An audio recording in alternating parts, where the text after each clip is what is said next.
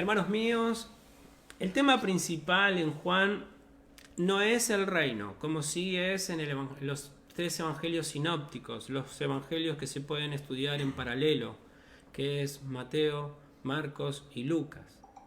Esos tres evangelios dicen cosas muy parecidas y se pueden ir complementando. Pero Juan no habla del reino, sino que Juan habla del rey mismo. Vamos a entender esto. Los evangelios sinópticos nos hablan del reino, pero Juan nos va a hablar del rey, la persona de Jesús y su divinidad. Hermanos míos, hoy vamos a hacer una introducción de un libro que habla de el impecable. Hoy vamos a ver un libro que habla del perfecto, del soberano Jesucristo, del Dios hombre. Hoy vamos a ver un libro glorioso donde el Señor Jesucristo es todo, donde Cristo se roba todas las miradas, donde Cristo se roba todos los oídos, donde Cristo se roba todos los corazones y donde Cristo hace crispar a todos los que no le aman.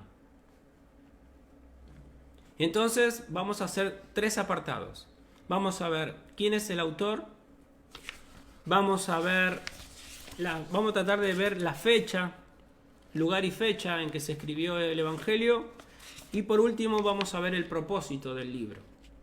Y tengo un montón de cosas más, pero no voy a llegar.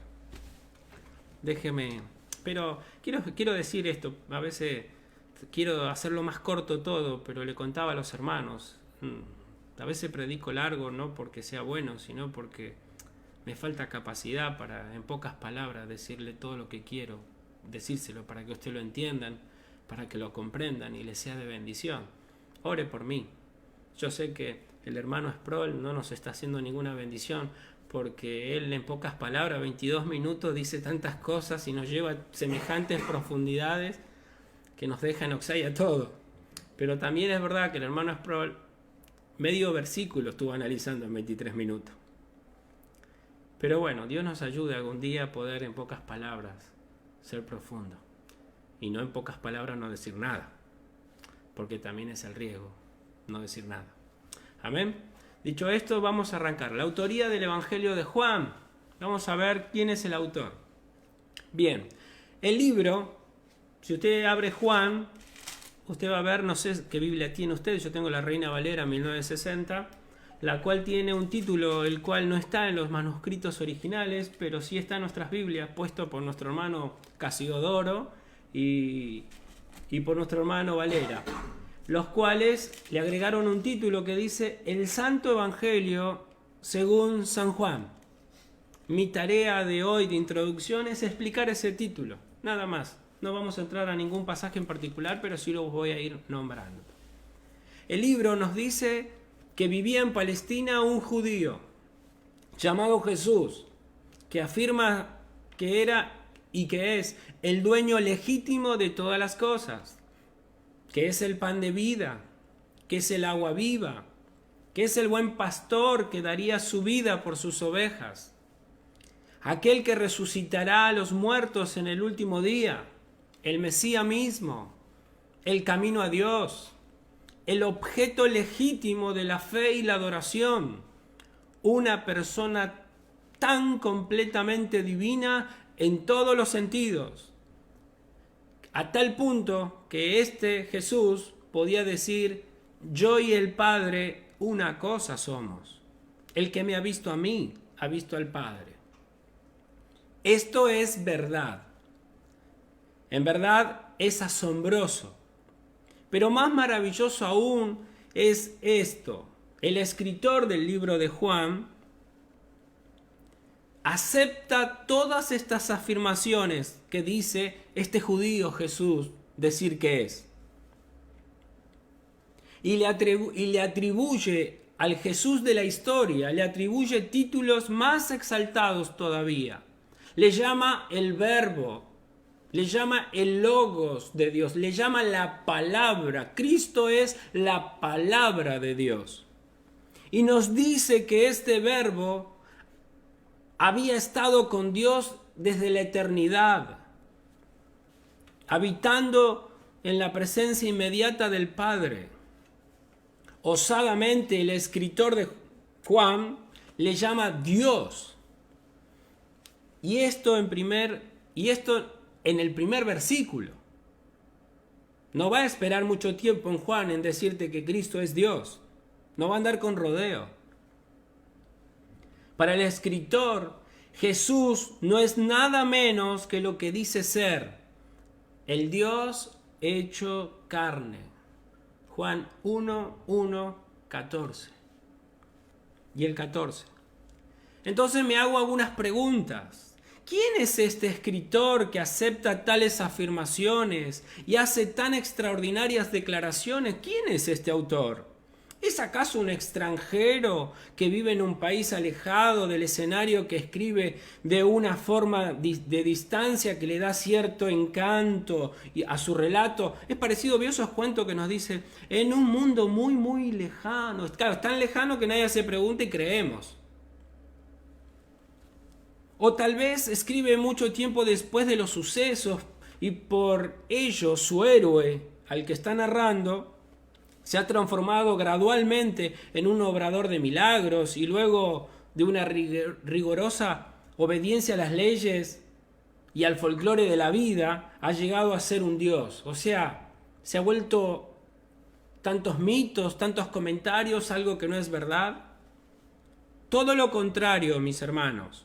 El escritor del cuarto evangelio aparece como alguien que pertenece a la misma raza, tronco y familia de su héroe. Se presenta como contemporáneo y testigo ocular. Juan 21-24 dice: este es el discípulo que da testimonio de estas cosas y escribió estas cosas, y sabemos que su testimonio es verdadero. Juan no es cualquiera. Juan es alguien que vio, que palpó, que estuvo. No solo pertenece al amplio círculo de los seguidores de este maestro que incluyen el Evangelio de Juan, sino que es también del grupo selecto de los 12. Y dentro de este grupo de 12 es uno del grupo más íntimo de los 3. Marcos nos cuenta, capítulo 5, versículo 37, y no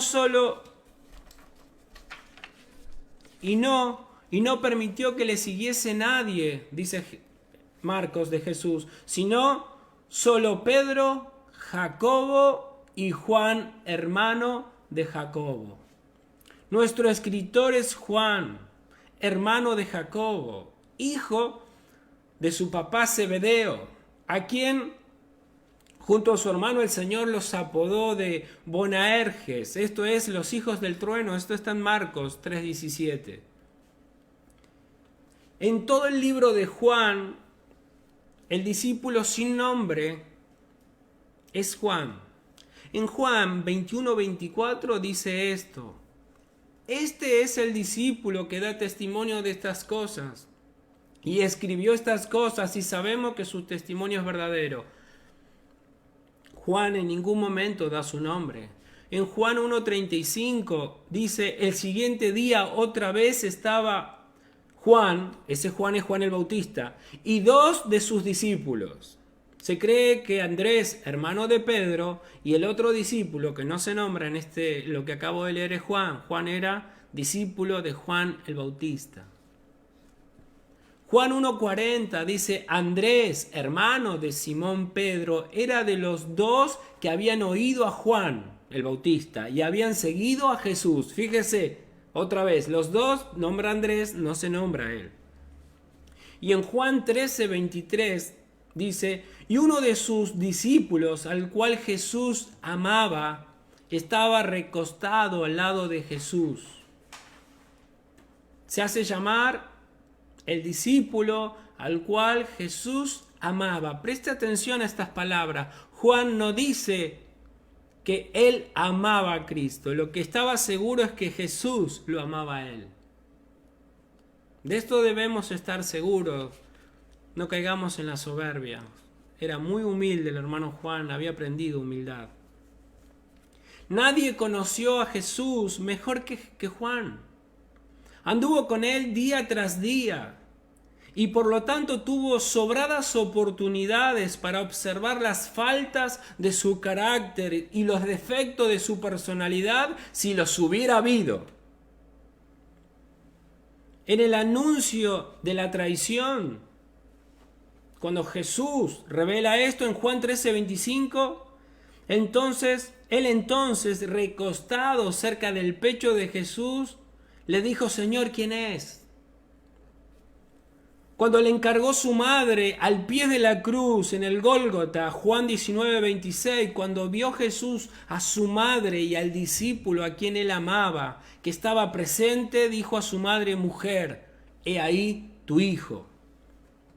Y cuando ingresó a ver la tumba vacía, cuando corrieron con Pedro para llegar rápido al sepulcro por haber escuchado a las mujeres que decían: ha resucitado el Señor, y fueron a comprobarlo, el escritor de este evangelio no tiene reparos de gritar que es Dios mismo, Jesucristo, hermanos.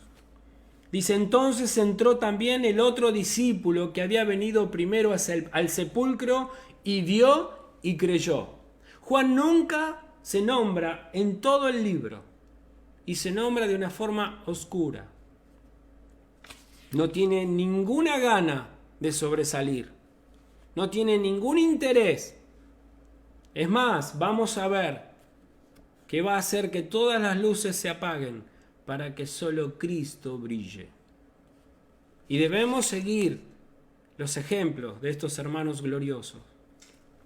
Y no solo esto, hermanos, sino que ya en el primer capítulo nos presenta a otros testigos, no solo él, a otros testigos oculares.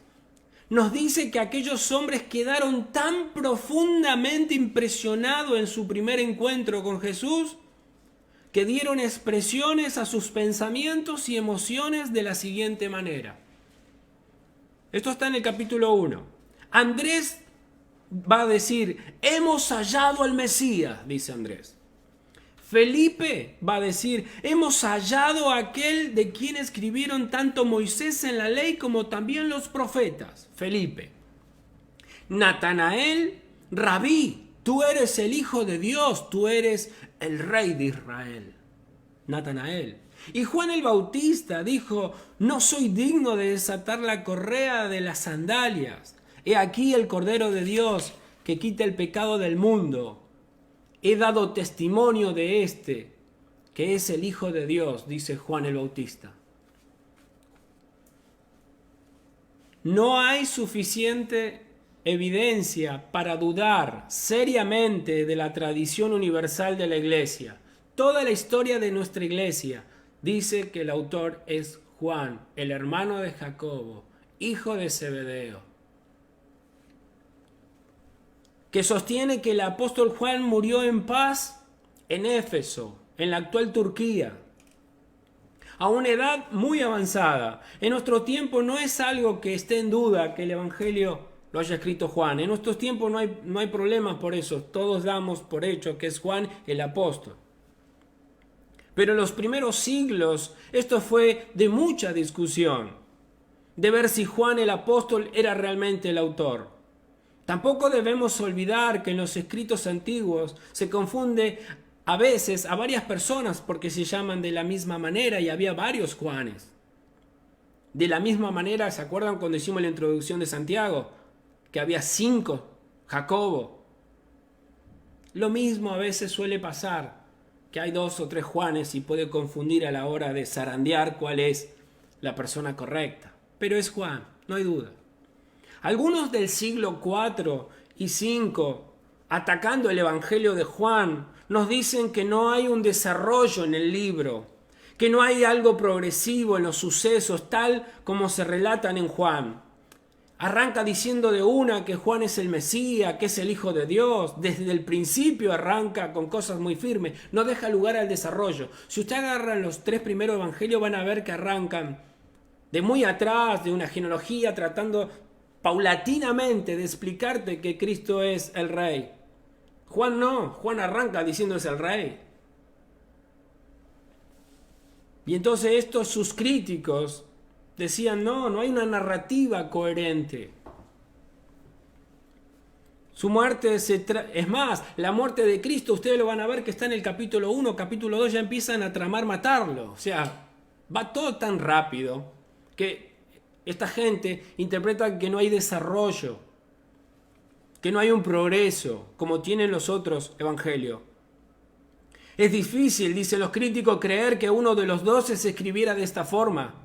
Esto es además lo opuesto de los que vemos en los otros 3 evangelios. Y quieren ver una contradicción.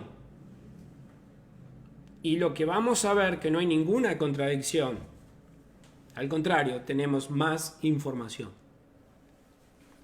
Desde el principio no podía dejar de causar asombro y espanto Jesucristo, hermanos. Marcos nos dice, Marcos 1, 27 y 28 nos dice, y todos se asombraron de tal manera que discutían entre sí diciendo, ¿qué es esto? ¿Qué nueva doctrina es esta? Que con tanta autoridad manda aún a los demonios y le obedecen. Y muy pronto se difundió su fama por toda la provincia alrededor de Galilea. Entonces, no es difícil de creer que uno de los 12 se escribiera de esta manera como escribió Juan, tan contundentemente que Cristo Jesús es Dios, es el Hijo de Dios, es el Mesías. Sin embargo, sí hay progreso en el libro de Juan. Es más, en Juan 2:11 dice, este principio de señales hizo Jesús en Caná de Galilea y manifestó su gloria y sus discípulos creyeron en él. Este es el principio, que es cuando convirtió el agua en vino. Es el principio de señales. Hay progreso. Va en crecimiento. Lo que Cristo va a ir haciendo cada vez es más glorioso para que se vea más patente cuán brillo, cuán perfecto, cuán hermoso es nuestro Rey de Reyes y Señor de Señores. Todo el Evangelio, según Juan, es un progreso continuo al reconocimiento de Jesucristo como Mesías e Hijo de Dios. Pedro dirá en respuesta a la pregunta del Maestro, cuando el Señor le dice, ¿se quieren ir ustedes también? Pedro replica, Señor, ¿a quién iremos? Tú tienes palabras de vida eterna. Mire si no va a crecer Pedro. La gloriosa exclamación de Tomás, ¿se acuerda Tomás antes de verlo resucitado? No, si no vieren, no creeré, si no meto mi dedo en sus manos, sus pies, su costado. Y cuando el Señor se le aparece, le dice, Señor mío y Dios mío. La progresión es patente. Juan 16, 12 y 13. Dice esto el Señor Jesús. Aún tengo muchas cosas que deciros, pero ahora no la podéis sobrellevar. Pero cuando venga el Espíritu de verdad, Él os guiará a toda la verdad, porque no hablará de su propia cuenta, sino que hablará todo lo que oyere y os hará saber las cosas que habrán de venir. Hermanos míos, no solamente que este evangelio es progresivo, sino que necesitamos hechos para ver que cuando recibimos el Espíritu Santo y que conocemos más todavía a nuestro Señor Jesucristo. ¿Tú no has crecido desde que has creído? Yo lo conozco mucho más que cuando creí allá por el 90, 91. A la luz de este pasaje podemos decir con razón que el Evangelio de Juan es primordialmente un evangelio de progreso y de desarrollo. No es algo que culmina en el capítulo 1, se va a ir desarrollando como el sol cuando sale a la mañana y se va a poner en su altura para alumbrar con toda su fuerza. ¿Quiere que le cuente lo que no hay en Juan? Lo que no hay en Juan.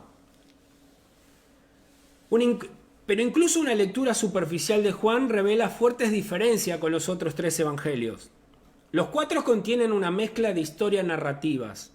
y de discursos de Jesús. Sin embargo, en comparación a los otros evangelios, Juan contiene una proporción muy grande de discursos narrativos por Cristo Jesús, a diferencia de los sinópticos. Y le digo que no contiene Juan. Juan no tiene parábolas. No tiene parábolas. No tiene discursos escatológicos, no tiene discursos del futuro. Relatos sobre exorcismo o sanidades de leprosos hechas por Jesús no tiene. No hay una lista de 12 apóstoles, ni hay una institución formal de la cena. Tampoco registra Juan los acontecimientos del nacimiento ni el bautismo. No habla de la transfiguración, ni de la tentación, ni de la agonía en Getsemaní, ni la ascensión de Jesús. Hay muchas cosas que Juan no tiene. Ahora déjeme contarle qué tiene Juan. Lo que sí hay en Juan. Primeramente, Juan tiene un prólogo, un comienzo, una introducción que describe la preexistencia y la encarnación de Jesús, algo que los otros 3 no tienen.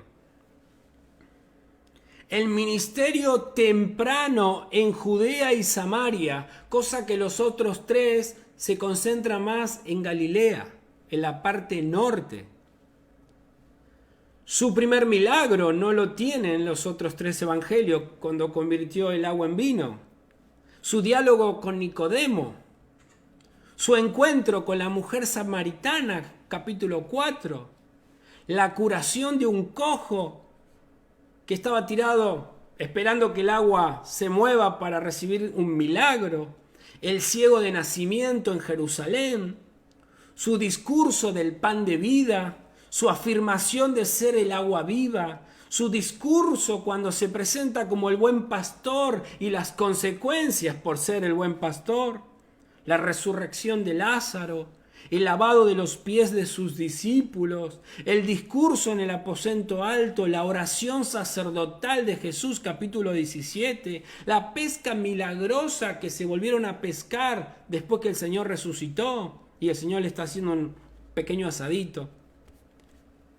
La restauración de Pedro y predicción de su martirio, cómo iba a morir Pedro. Juan también contiene más enseñanzas sobre el Espíritu Santo que los otros 3 evangelios. Mire todo lo que tiene Juan. Hay que tener en cuenta 2 cosas relativas a las diferencias entre Juan y los evangelios sinópticos paralelos, similares. Primera, las diferencias no son contradicciones. Las diferencias que tiene Juan no son contradicciones. No hay nada en Juan que contradiga a los sinópticos y viceversa, los sinópticos no contradicen a Juan. Y segundo, no se deben exagerar estas aparentes diferencias. No hay diferencias, hermanos. Miren que los padres de la iglesia han examinado y no hay diferencia. Bueno, vamos avanzando. El autor era judío. Conocía, vamos a ver cuando leamos Juan, conocía las opiniones contemporáneas judías tremendamente. Sabía el tema del Mesías, conocía la problemática entre samaritanos y judíos, sabía que las mujeres no se relacionaban con los hombres, conocía profundamente. El autor era un judío. También el autor era un judío palestino. Tenía conocimiento detallado de los lugares. Cuando leamos Juan, vamos a ver que es muy preciso en los lugares cuando se mueve el Señor Jesús. El autor fue testigo ocular. El nombre del padre de Judas, dice Juan, hijo de Simón. Simón se llamaba el papá de Judas, el que entregó al Señor. 6:71. Conocía el tiempo que el Señor se quedó en Sicar, después de estar con la samaritana. 2 días. Y tenía cifras exactas. Juan 1:35. El siguiente día, otra vez, estaba Juan y 2 de sus discípulos. Tenía números exactos Juan. Juan 2:6. Y estaba allí 6 tinajas de piedras para agua. Juan sabía cuántas tinajas había cuando convirtió el agua en vino. El autor era un apóstol. ¿Por qué? Porque estaba íntimamente al tanto de lo que pensaban y sentían los 12 apóstoles. Y el autor era el apóstol Juan, no hay otra. Es notorio que el apóstol Juan mencionado alrededor de 20 veces en los otros 3 evangelios, no se menciona ni una vez en este evangelio. ¿Vos podés creer que si el autor no es Juan y haya sido otro, no nombraría a Juan en este evangelio? No, el autor es Juan, el apóstol. Por eso no se nombra. No me entra en la cabeza que este libro sea escrito por otra persona y no nombre a Juan, cuando los otros 3 evangelios lo nombran más de 20 veces.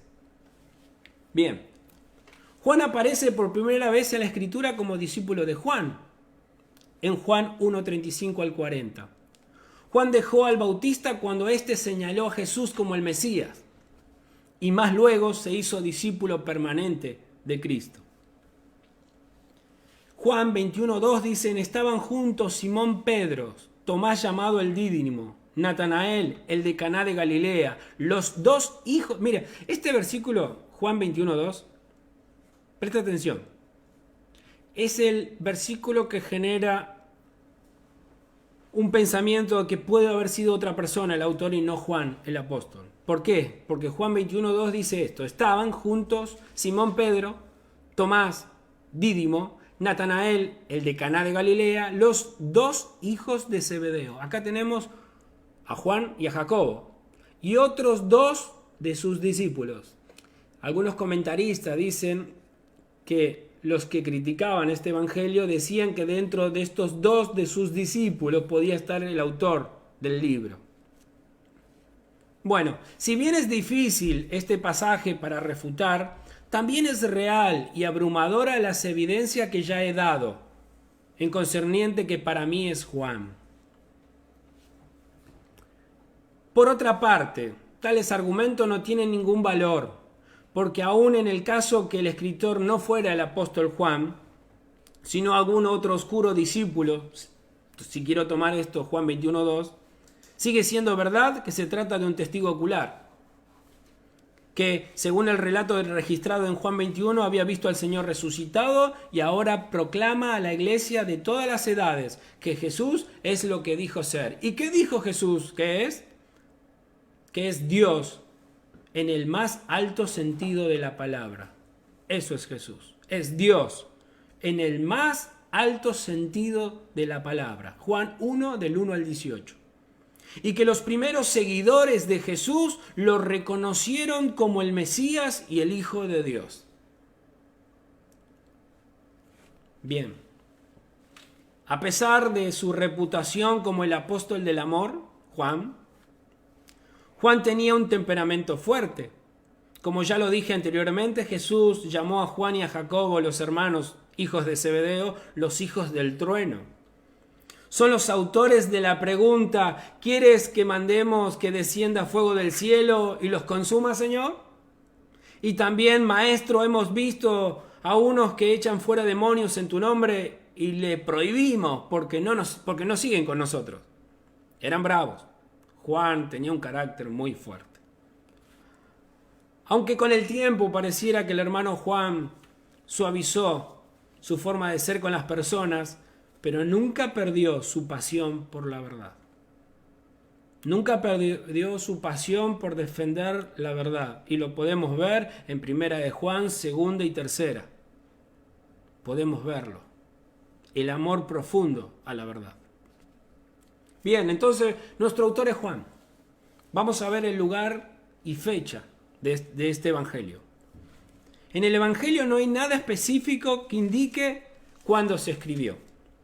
Las fechas dadas por los eruditos y estudiosos conservadores están en el tiempo que abarca desde la caída de Jerusalén hasta la última década del siglo I, o sea, entre el 80 después de Jesús o 90, en ese margen. La caída de Jerusalén fue el 70. El Evangelio de Juan se escribió mucho después de la muerte de Pedro, porque Pedro murió cerca del año 67, 68, después de Jesús. Entonces, este Evangelio fue escrito después de la muerte del hermano Pedro. Por eso posiblemente esté haciendo alusión Juan cuando dice, estaba dando alusión a Cristo de qué manera iba a morir. Juan ya sabía cómo había muerto Pedro. Y también ya había muerto el hermano Pablo, porque murieron cerca al mismo tiempo Pablo y Pedro. Ahora la pregunta es, ¿por qué no menciona la destrucción del templo en el año 70, Juan? Eso es una buena pregunta. ¿Por qué no nombra la destrucción del templo en el año 70? Bueno, la destrucción del templo habría sido menos importante para los gentiles y judíos de la diáspora que para los judíos palestinos. Juan fue escrito en Éfeso, para la iglesia de Éfeso. Y ellos no era un tema muy importante, relativo para ellos. Posiblemente esto sea el tema. De acuerdo con la tradición uniforme de la iglesia primitiva, Juan escribió su evangelio mientras vivía en Éfeso. Por ahí no tenía relevancia hablar de los acontecimientos de la destrucción de Jerusalén en su evangelio. Tenía otros propósitos también. Bien, ahora veamos el propósito. Hemos visto la fecha, hemos visto el lugar es Éfeso. Para los que quieren saber, está en el libro de Hechos, si no me equivoco, capítulo 19, donde en Éfeso el apóstol Pablo predicó el evangelio, donde estuvo también el hermano Apolos. Después del hermano Apolos se fue a Corinto, y el hermano Juan, antes de la destrucción del 70, seguro que obedeciendo al Señor, que cuando vengan las calamidades huyeran, se fueran, no se quedaran. Bueno, cada uno se fue ubicando. El apóstol Juan se fue a Éfeso. De ahí va a ser llevado a la isla de Patmos, va a volver a Éfeso y va a estar trabajando con los hermanos en Éfeso. Veamos ahora el propósito de esta carta. Juan es el único de los evangelios que contiene una declaración precisa sobre el propósito del autor. Juan dice por qué escribió. Juan 20, 30 y 31 dice por qué nos escribe esta carta. Y dice esto: hizo además Jesús muchas otras señales en presencia de sus discípulos, las cuales no están escritas en este libro. Pero estas se han escrito para que creáis que Jesús es el Cristo, el Hijo de Dios, y para que creyendo tengáis vida en su nombre. La Nueva Traducción Viviente dice de esta manera el 20:31. Pero estas cosas se escribieron para que ustedes sigan creyendo. ¿Para qué escribió Juan? Para que sigamos creyendo que Jesús es el Mesías, el Hijo de Dios, y para que al creer en Él tengamos vida por el poder de su nombre. ¿Para qué escribió Juan? Para que sigamos creyendo firme, confiemos. No nos va a defraudar, confiemos. Es digno de que le tomemos la palabra de que va a volver. Es digno de que creamos los argumentos que Él habló y que sus apóstoles nos han escrito para la gloria de su santo nombre. El objetivo de Juan era doble. Era apologético, para que creáis que Jesús es el Cristo, el Hijo de Dios. Era apologético y era evangelístico, y para que creyendo tengáis vida en su nombre. En aras de mantener su propósito evangelístico, Juan usó el verbo creer cerca de 100 veces.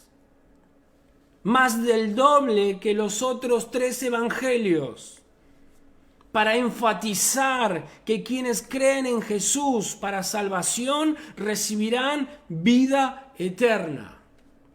Y va a hablar de creer capítulo 3, 4, 5, 6, 10, 12, 14, 17, 20. ¿Para qué escribió Juan?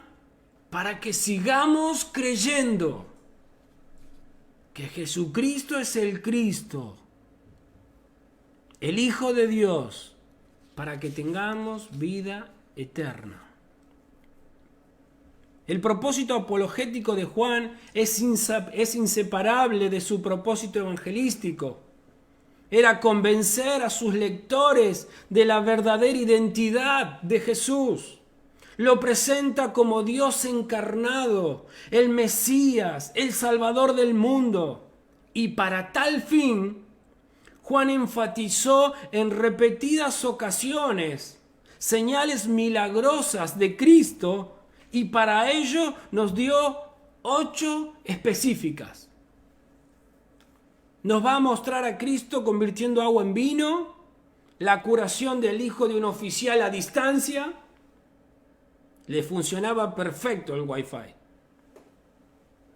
La curación de un cojo en un estanque, la alimentación de los 5.000, caminar sobre el mar, la curación de un ciego de nacimiento, la resurrección de Lázaro y la provisión de una pesca milagrosa al final del capítulo. Y si para completar dio una novena, la resurrección de sí mismo. 20. En resumen, Juan presenta a Jesús como el Verbo eterno, el Mesías, y el Hijo de Dios, quien entrega el regalo de la salvación a la humanidad. Y las personas responden, ya sea por aceptación o rechazo de esa salvación que solo viene por creer en Él. Este es el resumen. Voy terminando. Los estoy sorprendiendo, ¿no? Me quiero parecer a Sproul. Hermanos míos, voy resumiendo.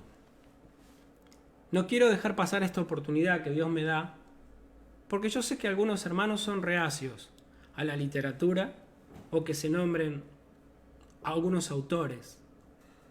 Y yo quiero hacer un intento más por armonizar este punto, sin ninguna gana de discutir con nadie, con ganas de que nos entendamos, que nos pongamos de acuerdo, que estemos orgullosos de nuestro Dios, pero que también estemos orgullosos de nuestros hermanos en toda la historia. Dios no creo que esté feliz que lo amemos a Él y no amemos sus hijos. Creo que debemos cumplir el primer y gran mandamiento y el segundo. Y quiero tratar de hacer un intento más con este libro. ¿Saben qué? El apóstol Juan tuvo un discípulo que se llamó Policarpo. Y Policarpo tuvo un discípulo que se llamó Irineo de León. Y Irineo de León tuvo un discípulo, o mejor dicho, que leía sus escritos, que se llamaba Clemente de Alejandría. Y con Clemente también hay un Tertuliano, también discípulos. Y con estos muchachos también hay un Orígenes.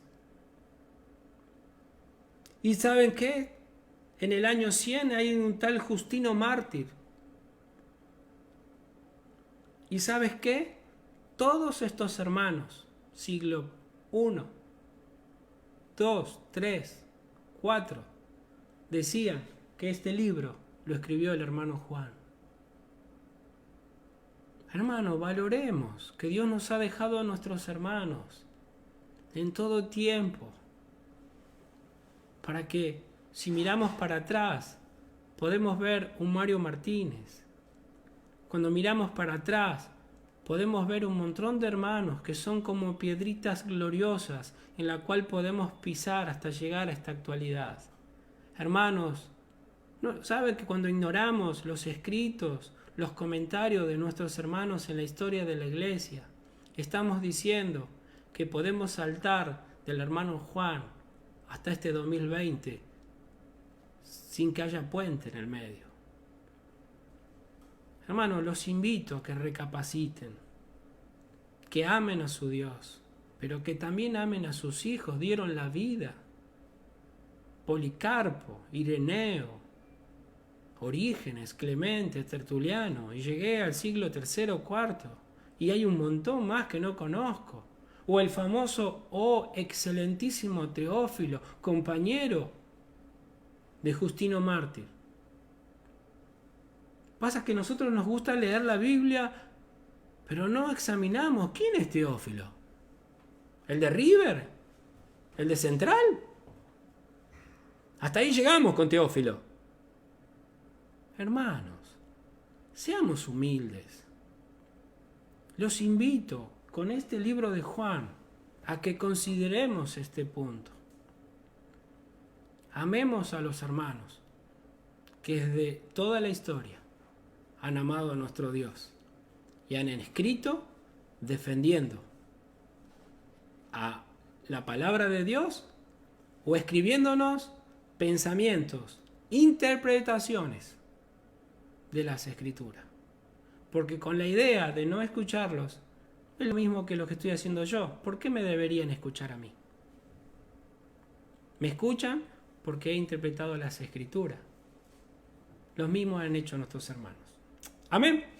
Solo quería decirle eso, quería hacer un intento una vez más para que podamos, con amor y que nadie se enoje, y que disfrutemos a todos los hermanos que Dios nos ha dado, los contemporáneos y los que ya se han retirado. Porque ¿saben qué? Un día nos juntaremos todos. ¿No te gustaría, ya sé, a Pablo lo querés ver, a Pedro lo querés ver, a muchos querés ver? Pero ¿sabés que a mí me está agarrando ganas de ver a uno también? Uno de acá del siglo 3, 4, 5, 15, 17.